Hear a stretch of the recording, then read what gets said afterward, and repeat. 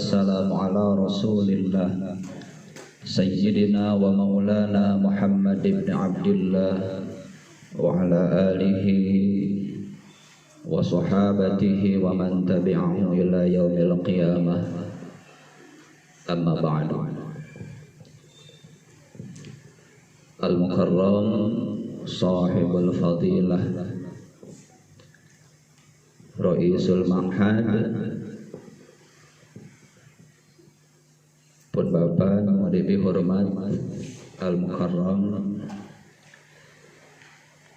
pengasuh pondok pesantren Kiai Haji Ahmad Zainal Abidin SHMH Al-Mukarramah Ibu Hajah Yanti, Bapak Haji Taufik, Ibu Kepala Sekolah, anak-anak sekalian yang sama-sama dimuliakan oleh Allah Subhanahu wa Ta'ala. Pertama-tama marilah kita memanjatkan puji dan syukur kehadirat Allah Subhanahu wa Ta'ala. Alhamdulillah atas perkenannya pada pagi hari ini kita masih diberikan kesehatan oleh Allah Subhanahu wa Ta'ala. Sementara ada 6.150 orang yang wafat hingga hari ini karena COVID-19 di Indonesia.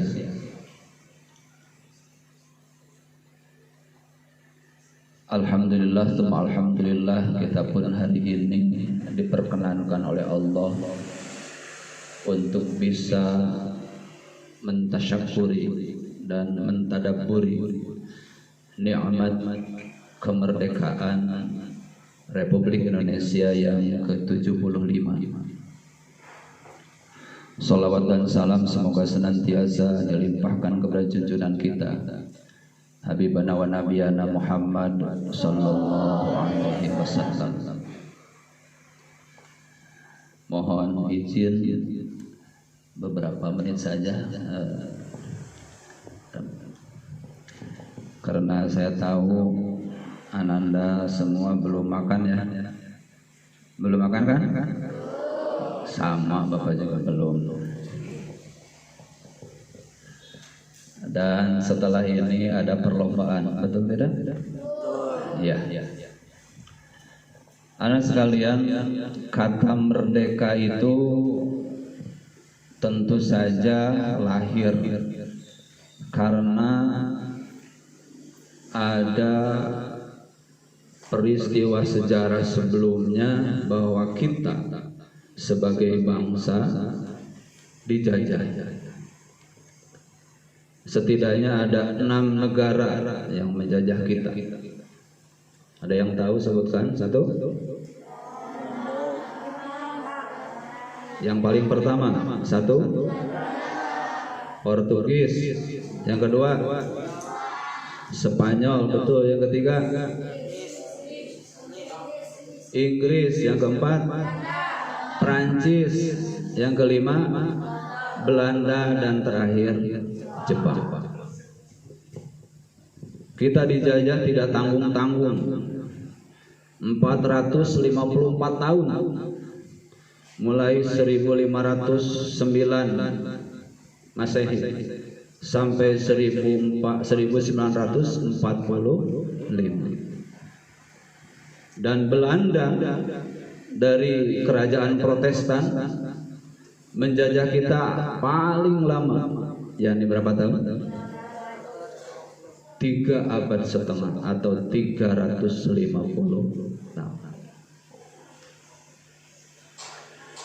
Anak-anakku, ada 3 motivasi para penjajah menjajah bangsa kita. Yang pertama, ada semboyan gold. Gold itu artinya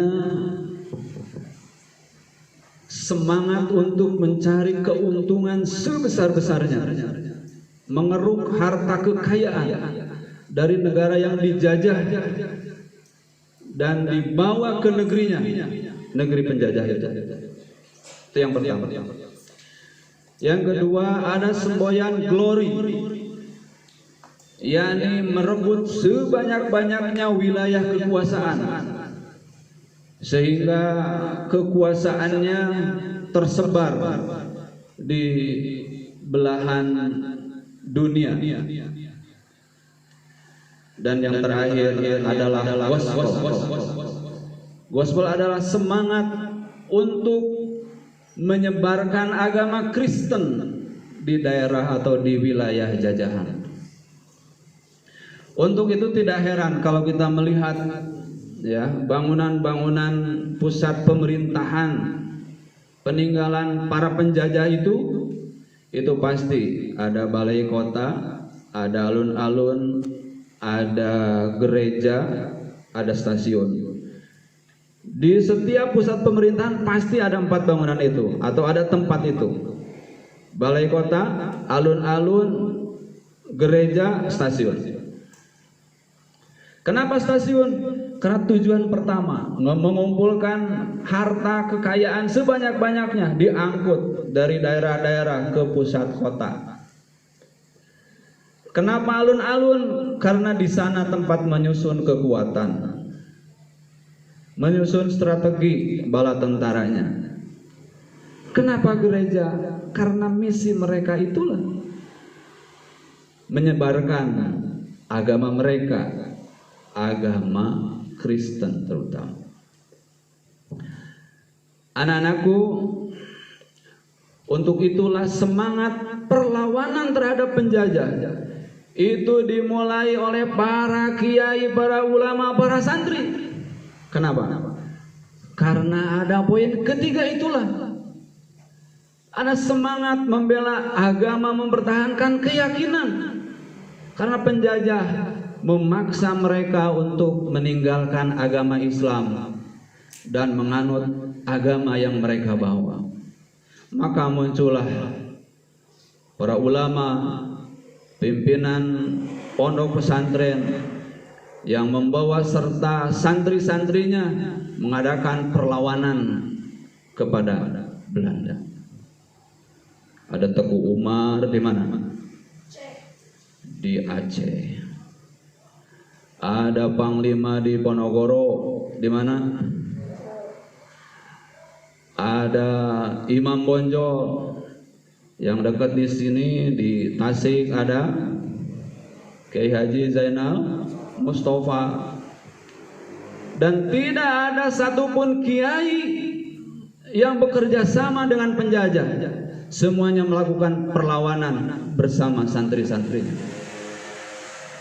Dan tidak pandang bulu ya negara mana yang menjajah, pokoknya dihadapi saja karena semangat itu. Untuk itulah pantas ya seorang tokoh pendiri Nahdlatul Ulama saat Belanda, saat kita sudah merdeka dan Belanda bermaksud untuk datang kembali ke Indonesia menjajah bersama sekutunya, Hadratus Syekh Kiai Haji Hashim Asy'ari mengeluarkan resolusi jihad yang berisi 3 hal. Yang pertama, setiap orang Islam tak terkecuali, mau kaya, mau miskin, mau tua, mau muda, mau laki-laki, mau perempuan, hukumnya fardu ain berjihad melawan Belanda dan sekutunya. Yang kedua, orang yang berjihad berperang melawan Belanda dan sekutunya yang wafat karena berperang maka dihukumkan mati syahid. Dan yang ketiga, barang siapa yang bersekutu membantu Belanda dan penjajah maka ia dianggap sebagai pemecah belah persatuan bangsa dan wajib hukumnya dihukum mati. Itu Hadratus Syekh Kiai Haji Hashim Asy'ari yang semangatnya harus kita warisi sampai saat ini. Anak-anakku, penjajahan itu akan terus berlangsung. 3 motivasi tadi, motivasi mengeruk ekonomi, harta, kekayaan dari negeri lain, memperluas kekuasaan, menyebarkan agama, itu akan, agama atau faham akan selalu aktual dan selalu ada walaupun kita sudah merdeka. Untuk itulah tugas kita saat ini, ya, tugas kita saat ini dalam rangka mengisi kemerdekaan. Maka hendaknya kita mensuri tauladani semangat para pejuang, para pahlawan yang telah mendahului kita, para ulama, para kiai. Semangatnya harus kita warisi. Bahkan kita termasuk orang yang didambakan, diharapkan oleh the founding fathers. Insinyur Soekarno pernah berkata seperti ini, berikan kepadaku 10 orang pemuda, maka niscaya akan aku guncang dunia. Anak-anak sekalian, diharapkan kehadirannya sebagai agen of change, agen perubahan. Karena Subhanul Yaum Rijalul Ghad, pemuda hari ini, remaja hari ini adalah akan menjadi pimpinan di masa yang akan datang. Tentu saja ada syaratnya. Apa coba syaratnya? Syaratnya yang pertama, kalian harus memiliki visi, tujuan, target hidup yang jelas. Jangan sampai hidup mengalir mengikuti arus air atau mengayun mengikuti arus angin.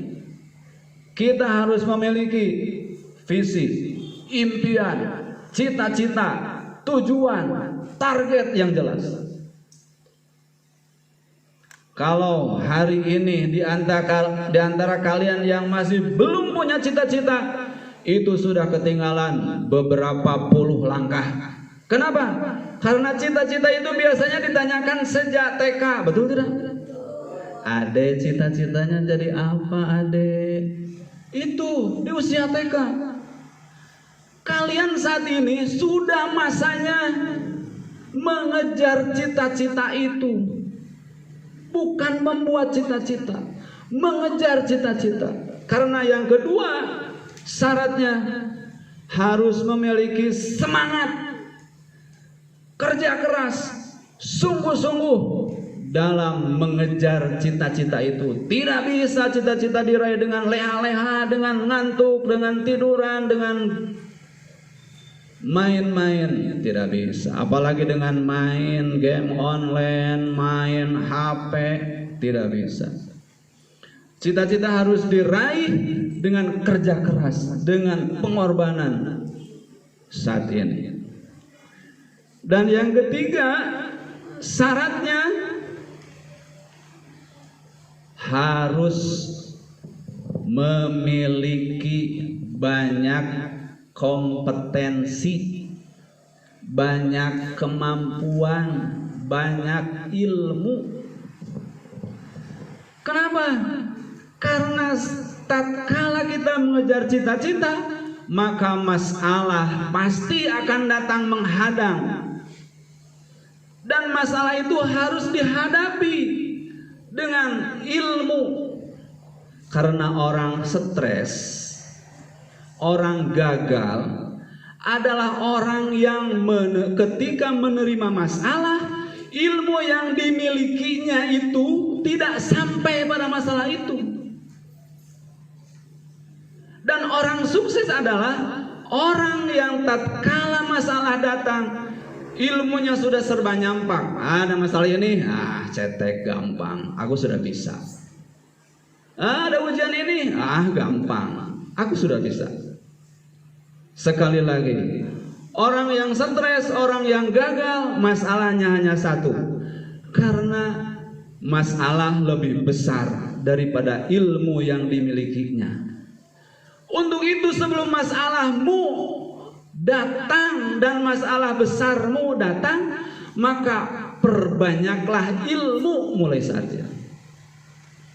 Tentu saja termasuk ilmu agama, baca kitab kuning, menguasai ilmu alat, nahwu, sorof, dan lain sebagainya.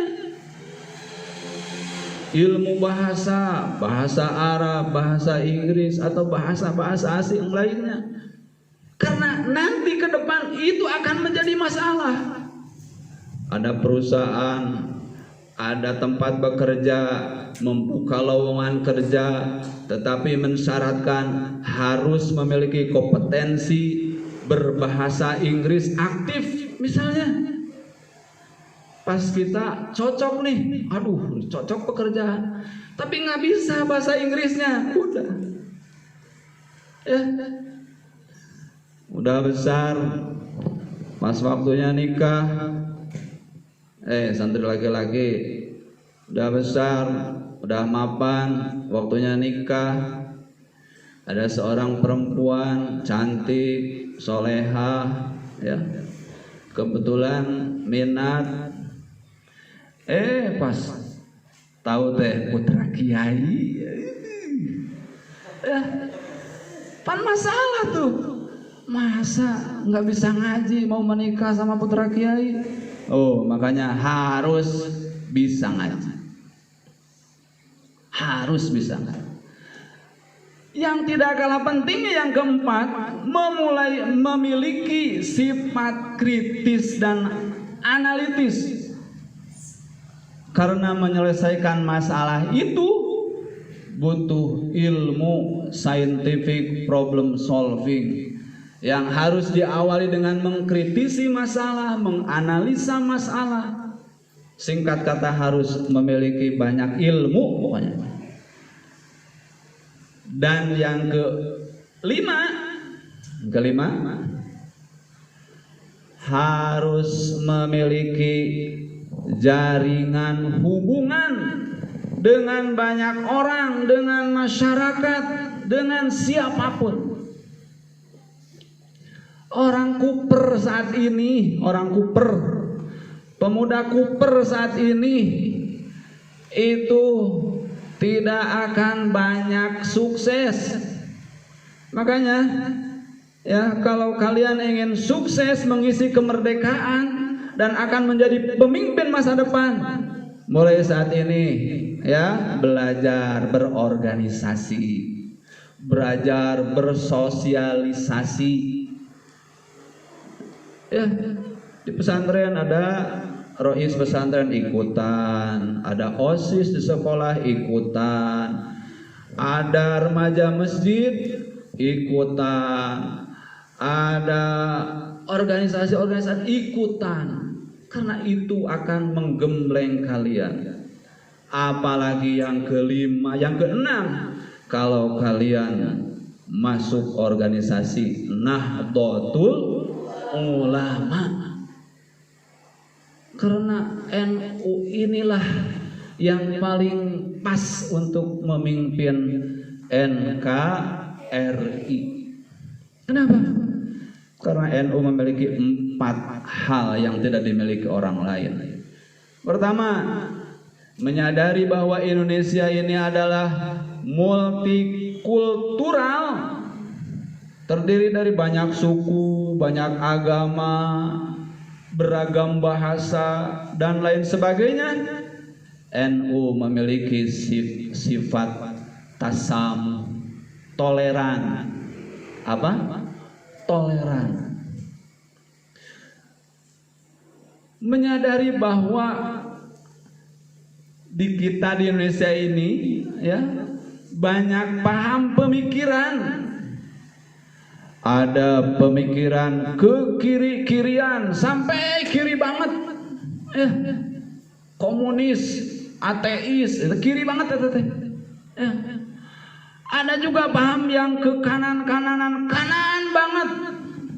Seperti khilafah, Wahabi dan lain sebagainya. NU memiliki sifat tawasud, tengah-tengah, tidak ke kiri banget, tidak ke kanan banget, karena NKRI Indonesia butuh yang pertengahan. Indonesia bukan negara agama, tetapi Indonesia tidak bisa lepas dari agama. Yang ketiga, NU memiliki tawazun. Dan terakhir, NU memiliki adalah atau adil. Anak-anakku, untuk itulah Bapak mengajak kita semua untuk mari mengisi kemerdekaan, merayakan kemerdekaan, mensyukuri kemerdekaan dengan mentadaburi dan mengokohkan sikap, tujuan, cita-cita dan target kita akan di posisi mana kita nanti memakmurkan bumi Indonesia, menjadi pemimpin di Indonesia. Jangan sampai Bapak tidak berharap peringatan kemerdekaan hanya diisi dengan sifatnya rekreatif, hanya lomba-lomba begitu saja. Bersyukur alhamdulillah kepada pimpinan yayasan, kepada kepala sekolah yang menyelenggarakan acara ini. Banyak teman-teman kita di luar sana yang merayakan Agustusan hanya dengan permainan-permainan yang bahkan ada permainan yang tidak mendidik. Betul tidak? Mending kene ada panjat pinang mah mending Walaupun tetap dibolak-balik juga salah. Panjat pinang, dipanjat dulu sebelum dipinang, nggak boleh. Atau nggak boleh. Panjat pinang itu sebetulnya itu ciptaan Belanda dulu di zaman Belanda sudah ada permainan panjat pinang tuh. Jadi orang kita itu, orang Englander itu, orang masyarakat jelata itu orang-orang susah. Untuk punya pakaian saja susah, punya uang saja susah. Maka Belanda dalam pesta-pesta mereka bikin panjat pinang. Jadi tangkal pinang yang di atasnya disediakan berbagai hadiah yang kira-kira menarik. Kemudian pinangnya dilumuri oleh oli atau apa gitu, dan dikumpulkannya rakyat jelata atau Englander itu. Disuruh mereka memanjat untuk meraih beberapa hadiah di atas, gitu ya. Dan si Belanda itu tepuk tangan, ada yang naik jatuh tepuk tangan. Nah, mereka begitu. Wah tuh Englander, Indonesia, bukan Indonesia nyebut naganya, Englander begitu. Itu hinaan sebetulnya. Tetapi bagi kita tidak apa-apa, kita karena itu local wisdom kita pelihara permainan itu. Cuman semangatnya yang kita ambil hikmahnya. Oh, berarti ada tujuan hadiah di atas. Tetapi ada kendala nih. Si pinangnya dilumuri oli. Berarti harus apa nih? Ngatur strategi, Terus tidak bisa nih sendirian. Oh, berarti harus kerjasama, betul tidak? Terus harus konsisten. Terus harus semangat sampai berhasil. Coba kalau panjat pinang udah semuanya kehilangan semangat, udah tuh. Nah, anakku, untuk itulah sekali lagi mari kita mentasyakuri nikmat kemerdekaan ini dengan sekali lagi mengokohkan visi, tujuan, cita-cita, target hidup kita, mau seperti apa ke depan. Kemudian dengan giat, rajin mengejar tujuan itu. Tentu saja kalian saat ini untuk belajar, sungguh-sungguh, dan terutama juga beribadah sungguh-sungguh. Perbanyak ilmu, insya Allah dengan cara itu kita akan menjadi orang dan bahkan menjadi pemimpin di masa depan. Demikian saja barangkali yang bisa kita sampaikan. Mudah-mudahan ada manfaatnya. Marilah kita berdoa kepada Allah Subhanahu wa taala. Allahumma shalli wa sallim wa barik alaina amin ya Allah ya rabbal alamin. Alhamdulillahirabbil alamin. Hamdan syakirin hamdan na'imin. Hamdan yuwafi ni'amahu wa yukafi mazidah. Ya Rabbana lakal hamdu lakal syukru kama yanbaghi li jalali wajhikal karim wa 'azimi sultanik. Allahumma salli ala sayyidina Muhammadin salatan tunjina biha min jamil ahwali wal afat wa taqdi lana biha jami'al hajat wa tutahhiruna biha min jami'is sayyi'at wa tarfa'una biha indaka 'ala darajat wa tuballighuna biha aqsal ghayati min jamil khairati fil hayati wa ba'dal mamat. Allahumma rabbana innana sami'na munadiyan yunadi lil imani an aminu bi rabbikum fa amanna. Rabbana faghfir lana dhunubana wa kafir 'anna sayyi'atina wa tawaffana ma'al abrar. Rabbana la tu'akhidhna in nasina aw akhtana. Rabbana wa la tahmil 'alaina isran kama hamaltahu 'alal ladzina min qablina. Rabbana wa la tuhammilna ma la taqata lana bih. Wa'fu 'anna waghfir lana warhamna anta maulana fansurna 'alal qaumil kafirin. Rabbana awzi'na an nashkura ni'mataka allati an'amta 'alaina wa 'ala walidayna wa an na'mala salihan tardah wa adkhilna bi rahmatika fi 'ibadikas salihin wa aslih lana fi dhurriyyatina inna tubna ilaika wa inna minal muslimin. Rabbana ja'alna mutmainnatan tu'minu bi liqa'ika wa tarada bi qada'ik ya muhawwilal ahwal hawil halana ila ahsanil hal. Ya muhawwilal ahwal hawil halana ila ahsanil hal. Ya muhawwilal ahwal hawil halana ila ahsanil hal. Rabbana hab lana min azwajina wa dhurriyyatina qurrata a'yunin waj'alna lil muttaqina imama. Rabbana atina fid dunya hasanah wa fil akhirati hasanatan wa qina adzaban nar wa adkhilnal jannata ma'al abrar ya azizu ya ghaffar ya rabbal alamin. Subhana rabbika rabbil izzati amma yasifun wa salamun alal mursalin walhamdulillahi rabbil alamin. Al-Fatihah. A'udzu billahi minasy syaithanir rajim. Bismillahirrahmanirrahim. Alhamdulillahi rabbil alamin. Arrahmanir rahim maliki yaumiddin. Iyyaka na'budu wa iyyaka nasta'in. Ihdinas siratal mustaqim. Siratal ladzina an'amta 'alaihim ghairil maghdubi 'alaihim waladdallin. Rabbighfirli wa liwalidayya. Al-'afwu minkum wallahu muwaffiq ila aqwamit thoriq. Wassalamu alaikum warahmatullahi wabarakatuh.